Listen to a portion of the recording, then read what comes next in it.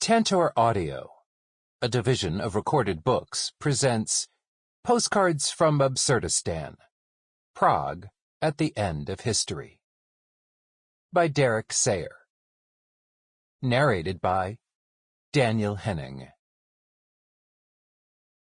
I prefer, once again, walking by night to believing myself a man who walks by daylight. André Breton. Nadja. Preface.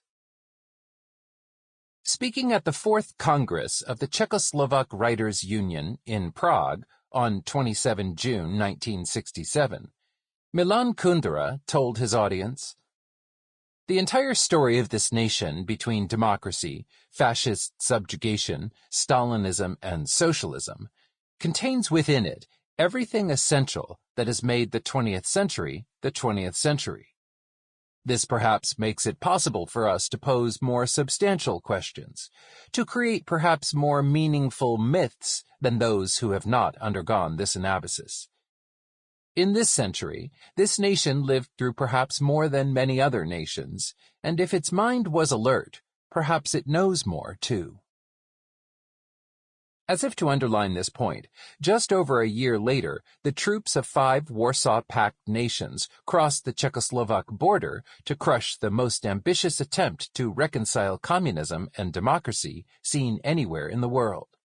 In the spirit of Kundera's observation, Postcards from Absurdistan, Prague at the End of History, is the final volume in a loose trilogy of cultural histories that take Prague, rather than Paris, London, or New York, as a vantage point from which to re-examine different facets of modernity and modernism, both terms I would prefer to write in the plural. While the books complement one another, each is intended to stand alone. The Coasts of Bohemia, a Czech History, 1998, charted the shifting sands of national identity and historical memory in relation to changing configurations of political power in Bohemia, the land currently known as Czechia, or the Czech Republic, from the 1780s to the 1950s. Prague, capital of the 20th century, a surrealist history, 2013, zoomed in on the Bohemian capital during the earlier decades of the 20th century, focusing on the fraught relations between avant-garde art and revolutionary politics. Between the world wars, Prague became the world's second center of surrealism after Paris, and the interwoven stories of the Paris and Prague surrealist groups and their attempts to reconcile Marx's Transformer le monde, transform the world, with Rimbaud's Changer la vie, change life, formed the backbone of my narrative. Offering more twisted tales of politics and the arts, Postcards from Absurdistan is a companion and sequel to Prague, capital of the 20th century. It could be seen as an elegy for that century, its hopes, its dreams, its delusions. I begin in 1920, in the aftermath of World War I, with the love affair between Franz Kafka and Milena Jasenska, as a window into the complexities of language, ethnicity, and class that would soon disappear from Prague's landscape under the combined onslaught of fascism and communism. But most of my story is set in the eventful half-century between 1938 and 1989, a period I cover in far more detail here than in either of the previous 2 books.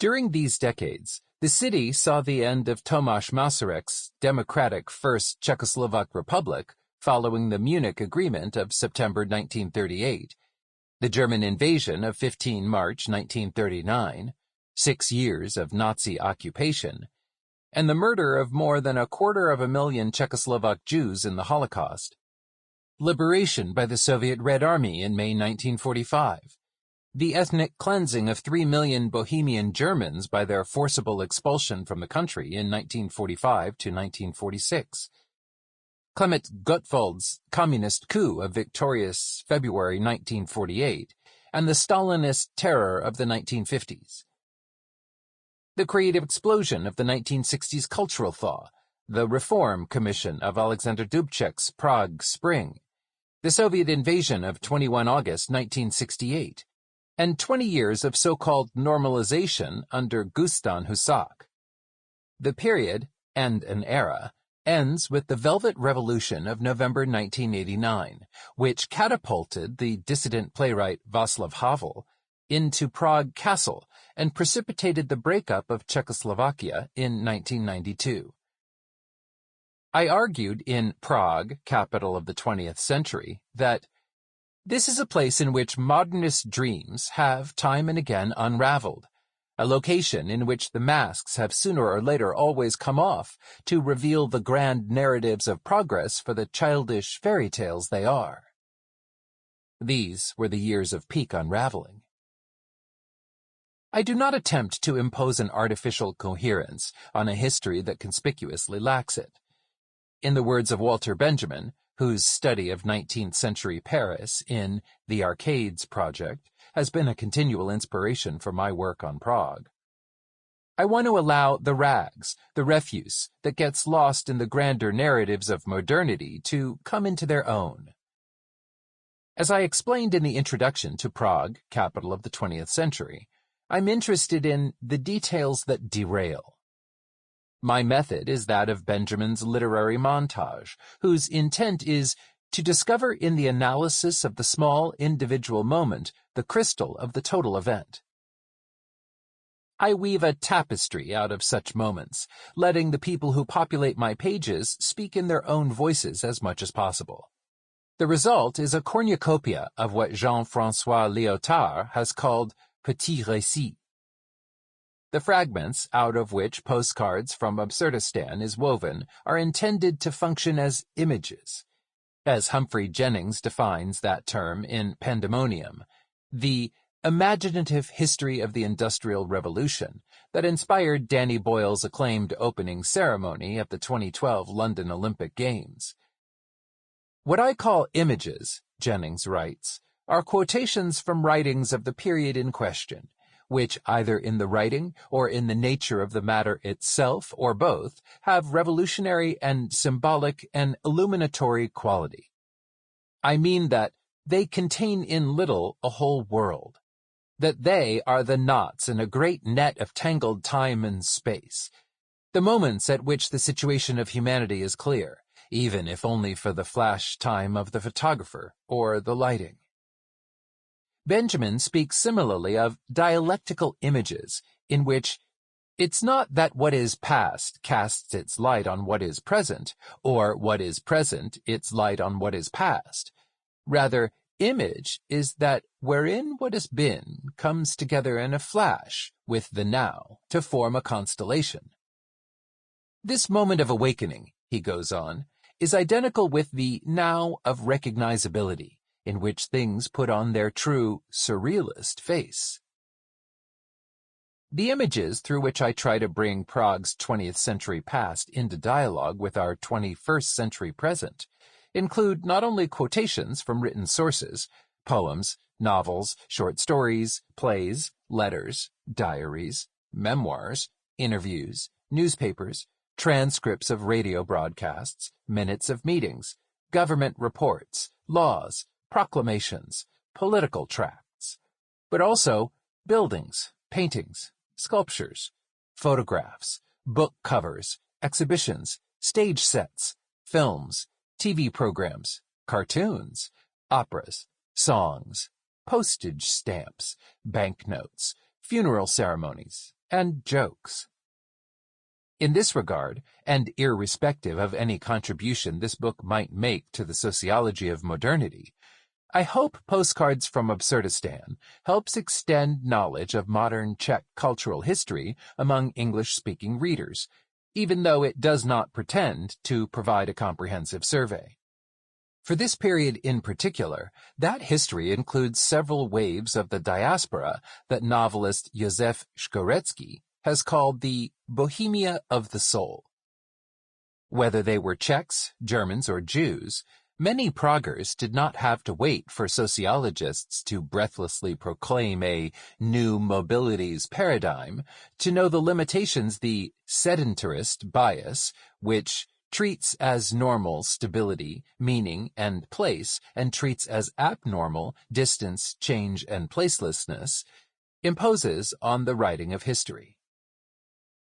I offer no apology for following my protagonists through Paris and Tokyo, Moscow and New York, Pondicherry and Casablanca, Terezin and Auschwitz, Mexico City and the deserts of Utah, even if it sometimes disrupts the tidy flow of the narrative just as it disrupted the flow of their lives. Mobility, voluntary and otherwise, is but one of many features of the modern world that Western scholarship has marginalized, and that the vantage point of Prague brings into sharp relief. I hope this is not the only way this book challenges cartographies and chronologies of modernity, inherited from the 20th century, that continue to haunt us today. At a time when democracy is once more under global assault, this is not just another story of quarrels in a faraway country between peoples of whom we know nothing. The dark half-century of Prague's modernity, considered here, holds up an unsettling mirror to our own historical crossroads.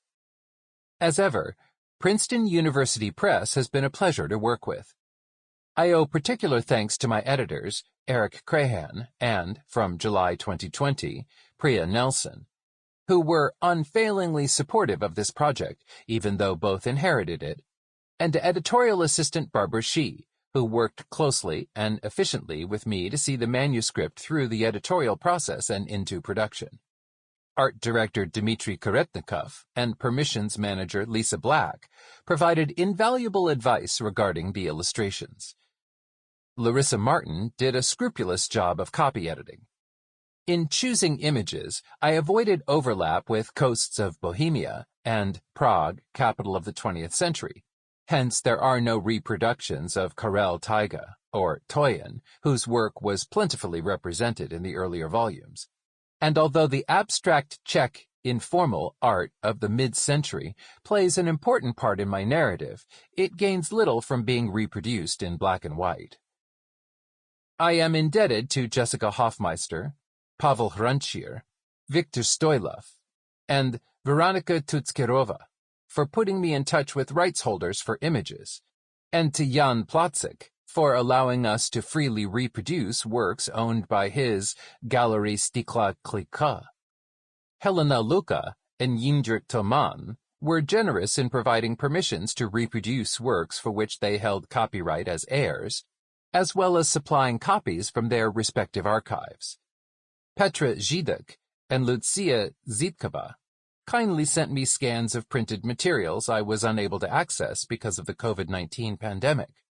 It was Lucy who introduced me to the Holocaust Memorial at Bubina Station during what she described as our Kamil Lotok walk through Holešovice on my last pre-COVID visit to the city in September 2018, where I presented an early version of the prelude to this book as the Prague Address at the European International Studies Association, EISA, 12th Pan-European Conference on International Relations. I owe thanks to Benjamin Tallis for inviting me to give the address, and to the City of Prague for providing EISA with funds that defrayed the cost of my travel and accommodations. Michael Beckerman, Helena Tsapkova, Andrea Orzov, David Vinchar, Yoke Sum Wong, and Kimberly Elman Zerakour all made the time to read sections of the manuscript during what has been an exceptionally demanding period for everyone teaching in universities, and the book has greatly benefited from their comments and corrections, as it has from those of two anonymous readers for PUP. To Ivan Margulies, Zis Papanikolas, and Jindřich Toman, who read through the entire manuscript, in Zis's case several times over, as it was taking shape, I owe more than I can say. I hope they will take some pleasure in seeing their criticisms and suggestions reflected in the final product, and not just in correction of missing or misplaced diacritics. Yoke Sum would have read all of it too, she says, like she did its predecessor, but thanks to COVID, we never did get to Paris. Calgary, Alberta, February 2022. Prelude. 17 November. An era can be said to end when its basic illusions are exhausted. A retreat began from the old confidence in reason itself. Nothing any longer could be what it seemed. A sort of political surrealism came dancing through the ruins of what had nearly been a beautifully moral and rational world. Arthur Miller. In the Czech Republic, 17 November is a national holiday, officially known as the Day of Struggle for Freedom and Democracy. It used to be called the International Day of the Students, and in some quarters the name change remains controversial. The holiday commemorates two events that occurred on the same day 50 years apart. The first, which I discuss in more detail later, took place in 1939. Following Slovakia's secession from Czechoslovakia under Nazi tutelage, Adolf Hitler's Wehrmacht occupied the Czech lands on 15 March 1939 and incorporated them into the Third Reich as the Protectorate of Bohemia and Moravia. Demonstrations broke out in Prague on 28 October, the day Czechoslovakia had declared its independence from Austria-Hungary in 1918. Police fired on the protesters, wounding medical student Jan Opletal, who later died of his injuries. There was further trouble after Opletal's funeral on 15 November, when groups of students roamed through the city center vandalizing bilingual signs, chanting anti-German slogans, and singing patriotic songs. In the early hours of 17 November, security forces stormed student dormitories, deported more than 1,200 students to concentration camps, and shot 9 alleged ringleaders. All Czech universities and other institutions of post-secondary education were declared closed for 3 years, and they remained shut for the rest of the war. The next year, the International Students' Council, a London-based refugee body, proclaimed 17 November International Students' Day. It has been celebrated around the world ever since. During the Cold War, the Communist Party of Czechoslovakia, Komunistická strana Československa, hereafter KSC, commandeered 17 November for its own agenda. An important part of communist legitimacy stemmed from the party's resistance credentials during World War II, and the regime assiduously cultivated the memory of the German occupation. Over time, and especially after the Soviet invasion of 21 August 1968, the 17 November commemorations became largely formulaic. But at the 50th anniversary of the Nazis' closure of Czech universities, unusual circumstances prevailed. For weeks, East German refugees had been pouring through Prague on their way to West Germany. Even as the KSC was still resisting the tide of reform sweeping the Soviet bloc, the East German government opened the Berlin Wall on 9 November 1989. On 17 November, a crowd of 15,000 assembled at the Albertov campus of Charles University to listen to pro-democracy speakers. Josef Sharka, a participant in Jan Opletal's funeral 50 years earlier, told them, "I am glad you are fighting for the same thing as we fought for back then." After the rally, the students marched to Vyšehrad Cemetery, where prominent Czech writers, artists, and musicians have been buried since the 19th century. They lit candles, sang the national anthem, and laid flowers on the grave of 19th century Romantic poet Karel Hynek Mácha. From Vyšehrad, they set out for Wenceslas Square, marching along the Vltava riverbank toward the National Theatre. On Národní Avenue, just down the road from the theater, they were beaten up by riot police. The police action triggered 10 days of nightly demonstrations that forced the Communist Party to relinquish its monopoly on power. Thereafter, 17 November became a day not only for remembering the victims of 1939, but also for affirming the democratic values of what soon became known as the Velvet Revolution. Students marked both by laying flowers at Albertov every year. But in 2015, the celebrations took a strange turn. That year, more than 1 million refugees crossed Europe's borders. Notwithstanding vehement opposition from university authorities, the far-right anti-Islamic bloc organized a rally in support of the views of the president on immigration and Islam. At the time and place, the 17 November commemoration normally took place. A month earlier, Czech Republic President Miloš Zeman had warned that Islamic refugees will not respect Czech laws and habits. They will apply Sharia law. So unfaithful women will be stoned to death and thieves will have their hands cut off. When the students arrived at Albertov to lay their flowers as usual, police barred their entry. Only people with pre-printed cards reading "Long Live Zeman" were allowed past the barriers. Zeman himself spoke at the rally, where he told the crowd that people opposed to Islam and refugees should not be branded as Islamophobes, fascists, or racists. What joins these two anniversaries over the abyss of time and 50 years? He asked. I think there are two things. First, the disagreement of our nation with occupation, be it open, as in the case of the German occupation, or poorly hidden, but real, as in the case of the Soviet occupation. This nation deserves to rule itself, and no one, repeat, no one from outside can dictate what it should and shouldn't do.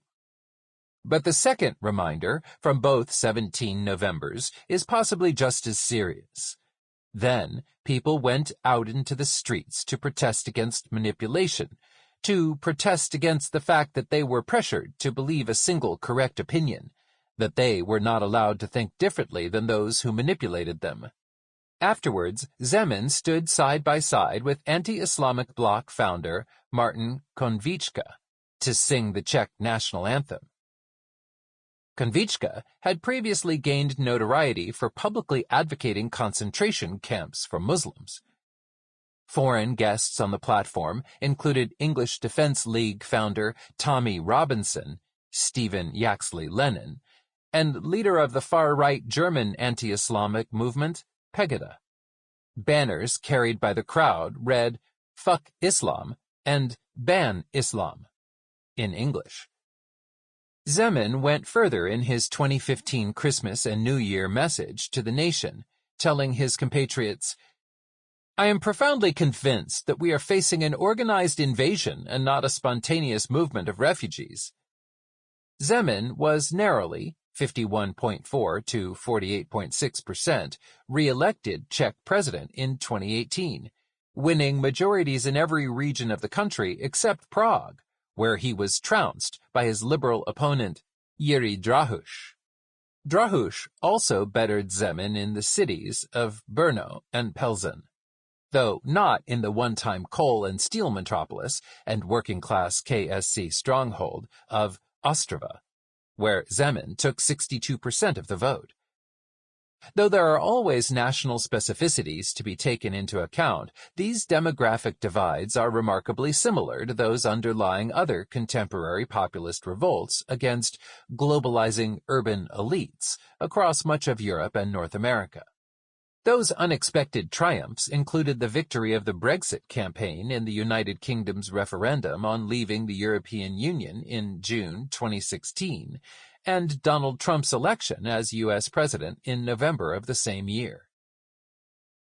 For more than 80 years, the date 17 November has been a resonant signifier in the Czech imagination, not unlike the 4th of July, or September 11th, for Americans. It is a day set apart from others. But there is no simple continuity in its signification. Something more complicated, contradictory, and fluid has been happening. What we might call the eternal return of the never quite the same, the only constant is the recurrence of the signifier itself, the day in the calendar, 17 November. What is signified by that date repeatedly changes according to the shifting needs of successive presents. With an absurdity that is thoroughly typical of Prague, by 2015, The memory of Jan Opletal, killed protesting the fascist occupation, had been hijacked by neo-fascists presenting a non-existent invasion of Muslim refugees. Ramon Teach drew attention to this mutability of the signified in his artistic protest of 17 November 2009, Okatar Przychod, and Miroslav Kratzky's memorial to the events of 1989, which had been installed in 1990 at the place where the police attacked the students on Narodny Avenue, consists of a bronze sculpture of several upraised hands above the inscription 17/11/1989. Some of the hands are making the peace sign. On the day of struggle for freedom and democracy in 2009, Teach added 2 matching bronze side panels to the memorial, challenging the kitsch of its symbolism. He titled his work Není co slavit, There is Nothing to Celebrate.